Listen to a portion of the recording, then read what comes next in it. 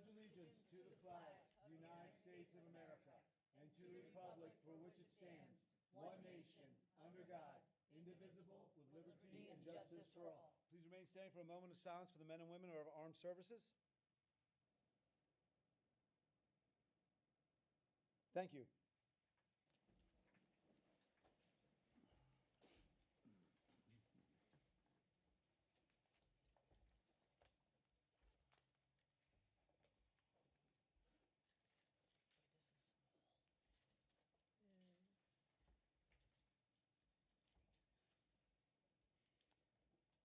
Just trying to wait to get the statement of advance notice. I know, it's taking a minute.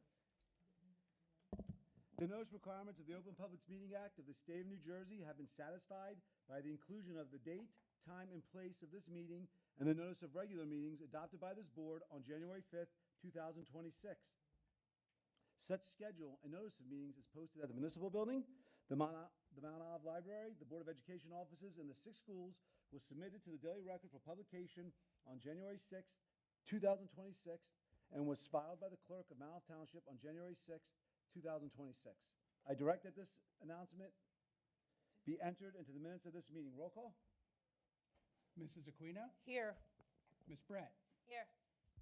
Mrs. Fitzgerald? Here. Mrs. Melendez? Here. Mrs. O'Neill? Here. Mr. Orzillo? Here. Mr. Petrie? Here. Mrs. Figueroa? And Dr. Giordano. Here, Ms. Figuera did let us know that she's going to be a little late to the meeting. Ms. Aquino, approval of the minutes.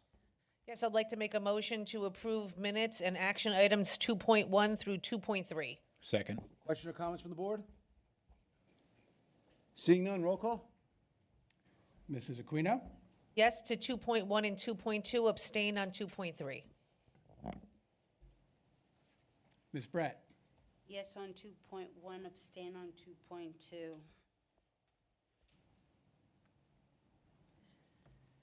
Mrs. Melendez? Abstain. That would be on everything? Yeah. Oh, got it. Mrs. O'Neill? Yes. Mr. Orzillo? Yes. Mr. Petrie? Yes. Mrs. Figueroa? Mrs. Fitzgerald? Yes. And Dr. Giordano. Yes. Super. We have now petitions, communication petitions to the board? None. None for you. We did receive one from a parent just following back up on our curriculum and Rubicon Atlas, requesting the board take a further look into some of the questions. I emailed that parent back. I CC'd the full board on that, letting them know that Ms. McDermott or Dr. Bangia will talk to them, and someone will be getting back to her. Superintendent's report, Dr. Bangia? At this time, I'd like to invite Ms. McDermott up. She'll be discussing our AP scores for this past school year, as well as our class of 2026 graduation achievements or rate. Graduation rates we're going to start with at first. So the way that New Jersey graduation requirements are. Perfect. Now they can hear me even better. So the way New Jersey graduation requirements are is there's an assessment called the New Jersey Graduation Proficiency Assessment, which is given in March to all students in their 11th grade year. And we normally would get those results back sometime in the spring and then be able to identify students that might not have passed that graduation proficiency assessment. So in total, last year we had 381 students graduate from Mount Olive High School. And the majority of those students did pass the NJGPA, which is that initial assessment. If a student doesn't pass the NJGPA, they would go into that next category of the number of students who graduate because they met the requirement through a substitute competency test. One of those is the PSAT, which we provide for all of our 9th, 10th, and 11th grade students. So some of those students never have to really do anything. They don't pass the NJGPA, they pass the PSAT, that requirement is met.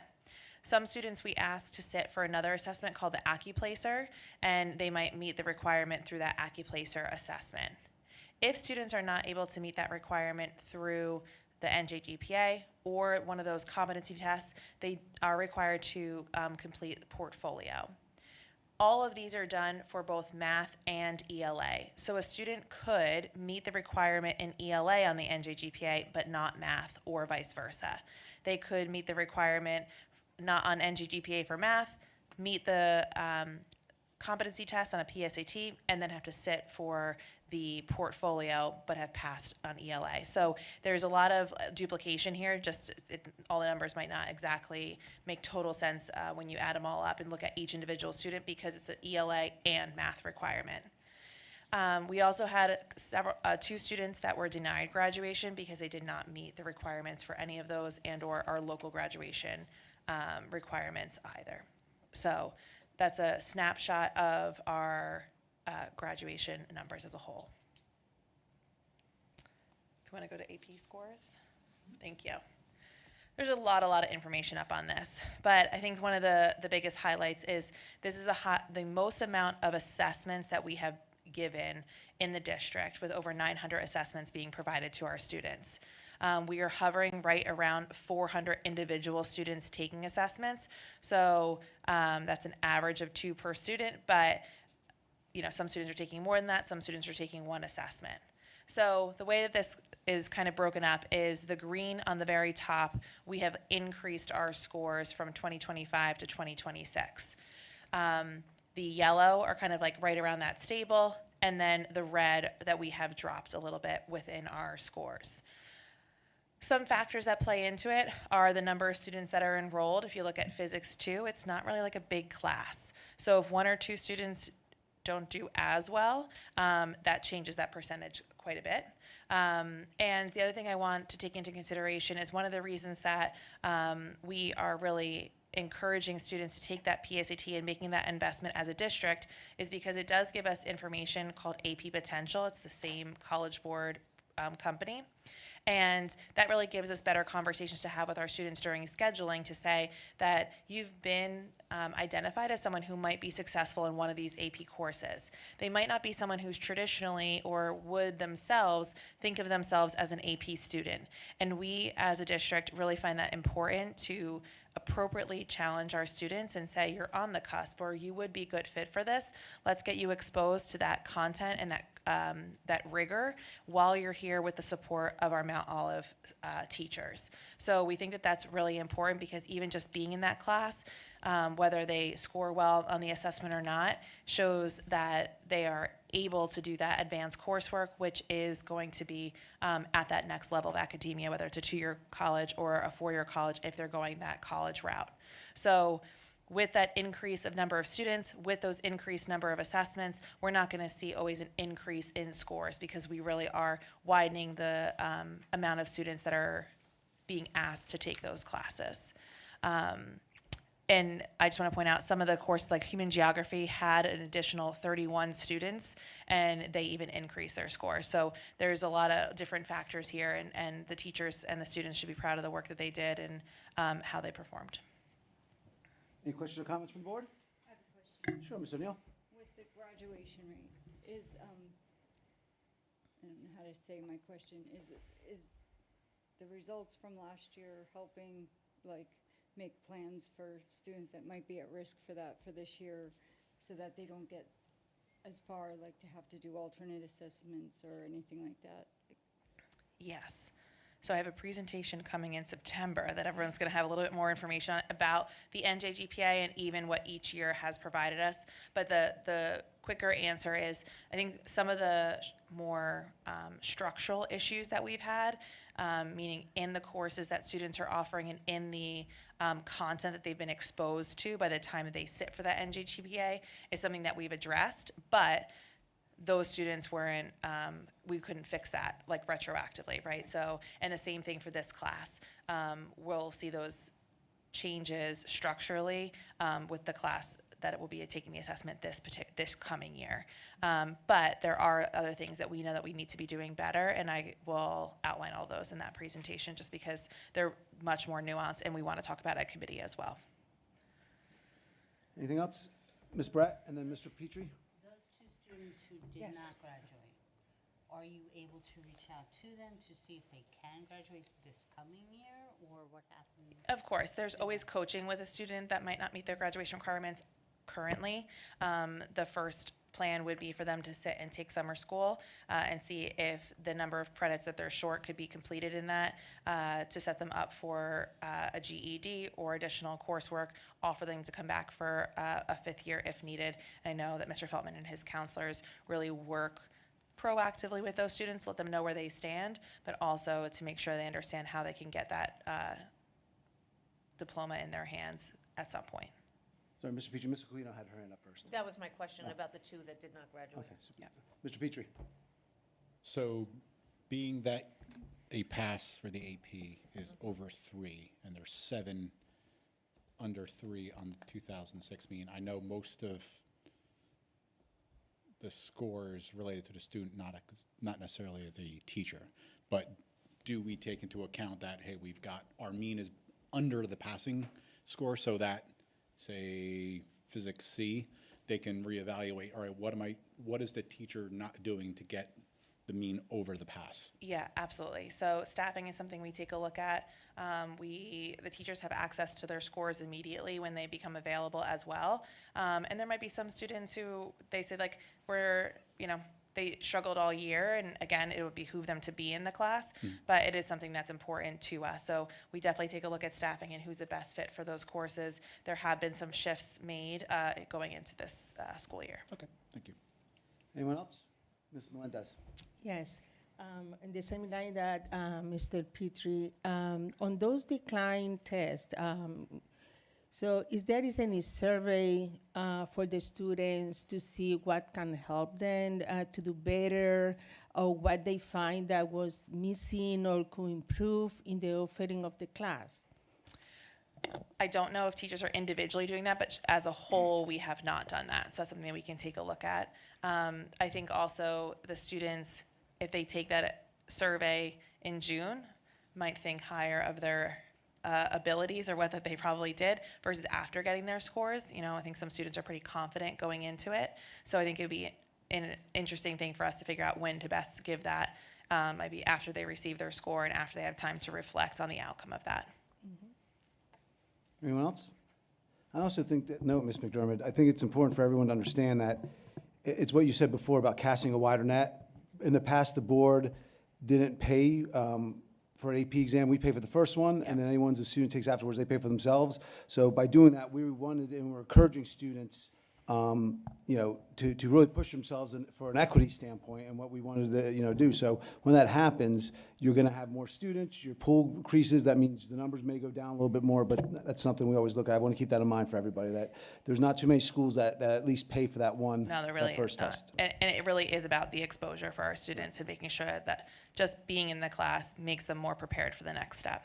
For sure.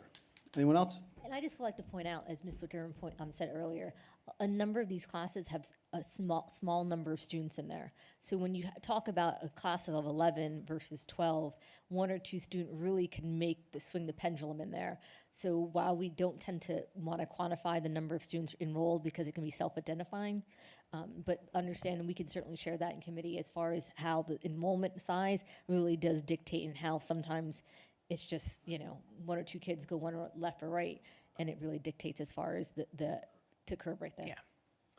Thank you. Thank you, Ms. McDermott. Thank you. Moving right on, committee reports. Personnel Committee met tonight. It was Dr. Bangia, Mr. Moore, Ms. Aquino, Mr. Petrie, and myself. We went over a number of the action items, so I'll wait to hold that to see if any board members have questions on action items. 2 things of note: we do have to go to closed session for a few things, so I can't speak about them publicly, but we did go over our tenure procedures and protocols that are now in place. Mr. Moore and his department have done a great job identifying when teachers are hired and when their date of tenure the following day is up. Traditionally, our teachers start September 1st, but we do have those outliers where teachers may be hired March 15th, so we have to keep track of, they would receive tenure 4 years and 1 day on March 16th, depending on the year. So we have to keep track of that a little bit better. So that's in place. And we also went over and be sharing with the full board the advisor handbook that Dr. Banji and Mr. Moore put together with the advisors that's starting at the middle school this year. Ms. Wilkie and our assistant BA had done a great job of really getting into the weeds of advisors, working with EMO, and understanding what their role is and what the responsibilities are and what the expectations will be. So that's that handbook that everyone will be using. And this coming year, the high school will be going through that process as well with their new principal and Ms. Warren. So everything else, though, do we have any questions about action items? Everything else we'll have to talk about in closed session. There's a lot on there tonight, and I know everyone read because usually people are pretty good with emailing and asking questions. Did I miss anything? Ms. Aquino, Mr. Petrie, Dr. B? No. Thank you. Now we're moving on to Curriculum and Instruction Committee. Ms. Brett. Everyone was in attendance except for Mrs. McDermott. Guidance for college and career planning at the high school committee discussed college and career planning, supports of the high school, and reviewed class of 2026 post-secondary outcomes. Over 381 graduates, 60% plan to attend a four-year college, and 22% of the two-year college, with additional students pursuing career education, apprenticeships, employment, military service, or a gap year. The committee also reviewed and discussed the planned board presentation regarding advanced placement, programming, and graduation outcomes. The committee reviewed updates for the 2026-2027 district mentoring plan, including new teachers induction, mentor eligibility, training, required mentoring, scheduling, documentation, and annual program review, kindergarten registration update. The committee received an update regarding kindergarten registration and enrollment for the upcoming school year. NJGPA results. The committee reviewed the 2026 NJGPA results for four-year trends. ELA graduation readiness was 87% compared with the 76 statewide, while mathematics readiness was 71% compared with the 61 statewide. The committee also reviewed the new county comparison with Morris County at 87% in ELA and 75% in mathematics. Is that it? And that's it. Super. Questions or comments from the board? Seeing none? Super.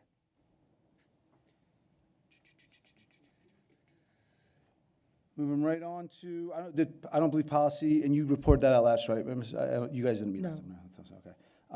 And subcommittee parent-teacher association liaison reports haven't happened yet? Nope. Okay. Board president's report tomorrow. Reached out to the mayor and business administrator last week. We finalized it today. Dr. Banji and I will be meeting with the mayor and the business administrator tomorrow to go over our mini referendum. And then hopefully sometime in September, go in front of the full Township Council to go over it with them as well. So just Our no-cost referendum. yes, our no-cost referendum. Yes, I want to make that clear to everyone. It's a no-cost referendum. So the mayor seems supportive of it. Just want to get information on it, him and the BA. So we'll be doing that tomorrow, and that's at 10 o'clock, and I'll report back out to the full board on that. Can I just add one thing? Yes. Just remind families that school is opening next Wednesday, September 2nd, so please make sure that you get your kiddies at the bus stop, and we look forward to welcoming staff back on Monday, August 31st. Thank you, Dr. Banjo. Ruined my flow there. Public comments on action items. The Board of Education welcomes and encourages input from the public, being mindful of privacy rights regarding students and board employees, and to avoid any potential liability on the part of the speaker. The board discourages references to specific individuals. While directing your comments or questions to the board president, please understand that public comment portions of the meeting are not structured as a question and answer sessions, but rather are offered as opportunities for you to share your thoughts with the board. The board president may need to refer an issue to the superintendent if the particular issue has not been handled through the appropriate chain of command with the school district.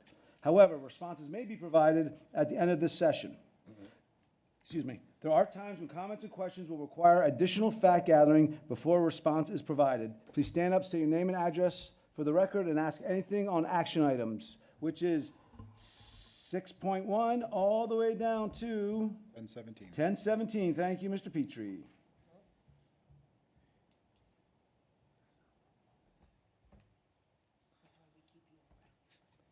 Seeing none, closing the public comments. We will move to consent agenda. I would like to remind the board on 7.1 to not vote for yourself for the school board convention. So you want to abstain on your name on 7.1. 7 point, just your name, Mr. Rizzo. Mr. Rizzo, can you move the consent agenda? Oh, I'd love to. Upon recommendation of the superintendent, I'd like to approve, I don't even know what the numbers are. 6.1. 6.1, thank you, Ms. Aquino. 6.1 all the way down to And 17. 10.17. 10.7. Thanks, Second. everyone. 17. 17. 17. I'm sorry, 10.17. Ms. Aquino, second that. Thanks, Jen.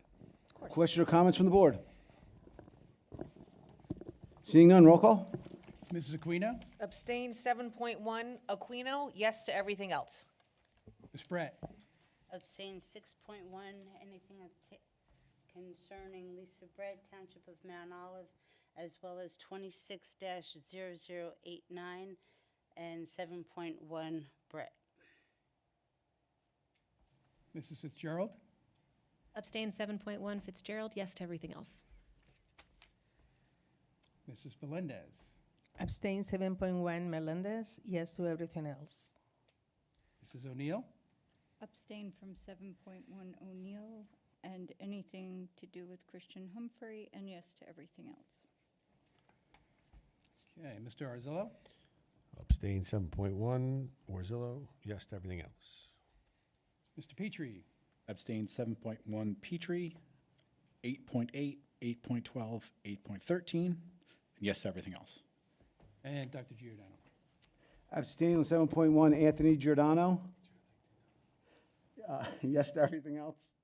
Sorry. Okay, motion carried. Public comments on anything else of the district that's happening in the district. The Board of Education, once again, welcomes and encourages input from the public, being mindful of privacy rights regarding students and board employees, and to avoid any potential liability on the part of the speaker. The board discourages references to specific individuals. While directing your comments and questions to the board president, please understand that the public comment portions of the meeting are not structured as questions and answer sessions, but rather are offered as opportunities for you to share your thoughts with the board. The board president may need to refer an issue to the superintendent if the particular issue has not been handled through the appropriate chain of command with the school district. However, responses may be provided at the end of the session. There are times when comments and questions will require additional fact gathering before a response is provided. Stand up, state your name and address, and ask anything going on in the district. Any rumors we can dispel, any falsities on Facebook or social media.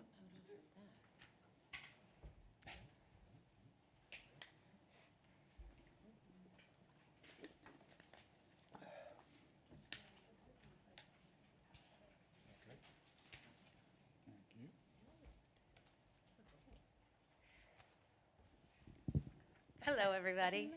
I am Lisa Lamondola. And I'm Ronan Cotter, and we're the co-presidents of the Education Association of Mount Olive. And we reside in the hallways and classrooms of Mount Olive Township School District. Okay, so on behalf of EMO, or the Education Association of Mount Olive, I'll just call it EMO because it's way quicker. We are honored to share this plaque with the Board of Education in recognition of the grant-funded donation made to the Mount Olive Police Department in support of the Unity Tour from the staff of the Mount Olive schools. We hope this plaque serves as a reminder of the strong partnership EMO has built and continues to build between our schools, community organizations, and local officials. Over the past year, EMO has proudly obtained more than $50,000 in grants directly benefiting our students and the school community. Those grants have provided books to students at Mountain View, CMS, and Tints Road School. They've supported the robotics clubs, both at the elementary and the high school levels. And they funded our largest initiative to date, which is actually a backpack for every incoming kindergartner. That backpack project was a tremendous undertaking, and our PEP and FAST grant coordinator, Milani Leitzel, she's sitting right over there, worked tirelessly to make that happen. No one actually knows if Milani sleeps at all. But what made this project especially meaningful was how the community responded when Milani put out the all call for help. From Mort to Girl Scouts to our members, parent groups, people stepped up and made it a true community effort. As a result, every incoming kindergartner will receive a Mount Olive backpack filled with learning tools, resources, and supplies to help bridge learning from school to home. And don't worry, kindergarten teachers and parents. The Mount Olive backpack doesn't have to replace the sparkle unicorn superhero Minecraft backpack. Students can still bring whatever backpack they love, but now how nice if they need a backpack, they will have one that is similar to some of their friends. That really is what the efforts are all about, building connections and making sure our students and families know that their school community supports them. Yeah, and this work actually obviously extends beyond our schools. Even though we're school employees, EMO has continued to build community connections as well through Mount Olive Day, the township's 250th celebration, Oktoberfest, National Night Out, and other opportunities where we distribute things like safety kits to families. As we look ahead to another school year, we remain committed to working alongside our PTOs, our board, and school leaders, town officials, and other community partners to give back, support our students, and strengthen the connection between our schools and the community our schools are here to serve. So, a huge thank you again to Melanie Leitzel. Thanks, Melanie. All right. For coordinating this over $50,000 in grants for the Mount Olive educational community, and to everyone who helped to turn those grants into something tangible and meaningful for the community and the school district. And if you see EMO attend somewhere, some kind of event, come on, say hi. I'm sure Melanie will be there, and we might see you around too. Thank you. Thank you. Thank you. That's awesome.